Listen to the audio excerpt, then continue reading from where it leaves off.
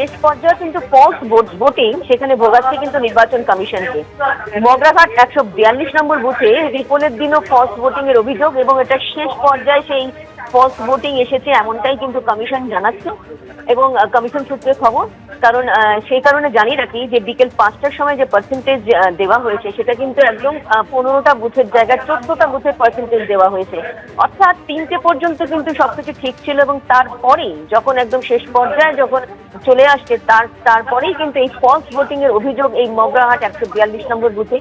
জানিয়ে রাখি যে বিকেল 5টা পর্যন্ত 14টা বুথে যে রিপোলের পর যে পার্সেন্টেজ ছিল সেটা 86.90, সেখানে মগরাহাট পশ্চিমে 86.11% ছিল, এবং ডায়মন্ড হারবারে 87.60।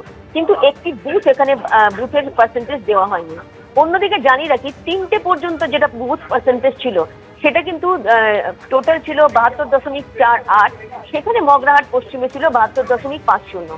অর্থাৎ 3টে পর্যন্ত কিন্তু 15টা বুথেরই পার্সেন্টেজ আসে, এবং 3টের পরই দেখা যায় কিন্তু যখন 5টার যে পার্সেন্টেজ আসে সেখানে দেখা যায় একটি বুথের পার্সেন্টেজ কিন্তু কমিশন জানায়নি।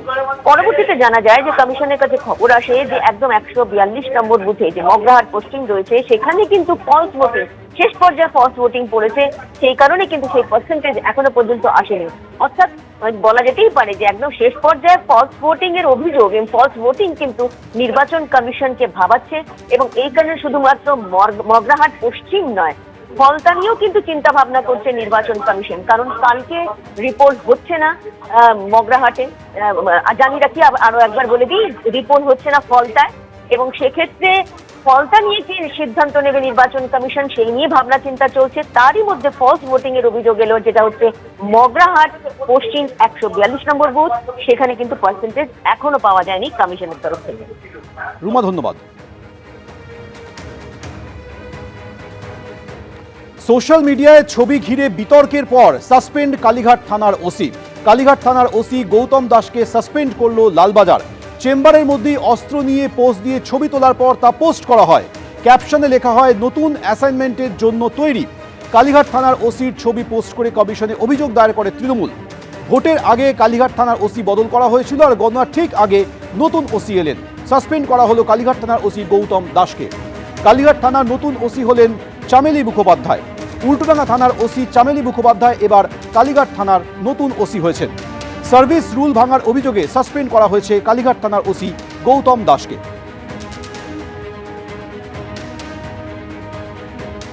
অতি পাকামি করতে গেছেন, ও সাসপেন্ড হয়ে যাওয়া দরকার।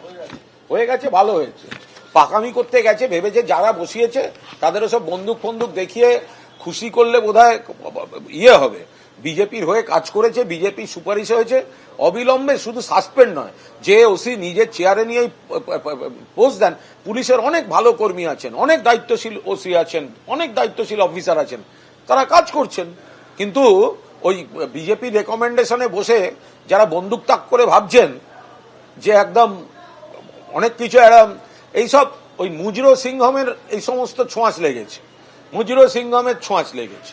তো ওই সব ভাব দেখাতে গেলে এতে সাসপেন্ড কেন? ভবিষ্যতেই যাতে কোনো থানায় না ফিরতে আসতে পারে, তাই এক্ষেত্রে কি ধরনের প্রাবধান আছে আইনে সেটা নিশ্চিতভাবে নির্বাচন কমিশন ঠিক করবে, এবং তারা যখন সিদ্ধান্ত নিয়েছেন এই সিদ্ধান্ত যুক্তিসঙ্গত কিনা বা এটা এই ছবিটা কতখানি সঠিক ইত্যাদি বিষয় সেটা প্রকাশ করবার অধিকার বা সে নিয়ে কথা বলবার অধিকার সংশ্লিষ্ট পুলিশ অফিসারের নিশ্চিতভাবে থাকবে। আমি শুধু এটুকুই বলবো যে আইন আইনের মতন চলবে, এবং আইনের মধ্যে থেকেই আমাদের যারা সরকারি আধিকারিকরা আছেন তারা কাজ করবেন, এইটাই আমরা আশা করি। কমিশন যার হাতে 2.5 লক্ষ 3 লক্ষ ফৌজ আছে, সে এক ওসির বন্দুক দিকে ঘাবড়াবে না? এখানকার সিআরপিএফ ঘাবড়াবে? 2.5 লক্ষ ফৌজ নিয়ে ঘুরে বেড়াচ্ছে, তারা কোথাকার বন্দুক নিয়ে কে বসে আছে না আছে, ডান্ডা নিয়ে কে বসে আছে, তাহলে তাদের মাথা ব্যথা করার সময় কোথায়? এবিপি আনন্দ, এগিয়ে থাকে, এগিয়ে রাখে।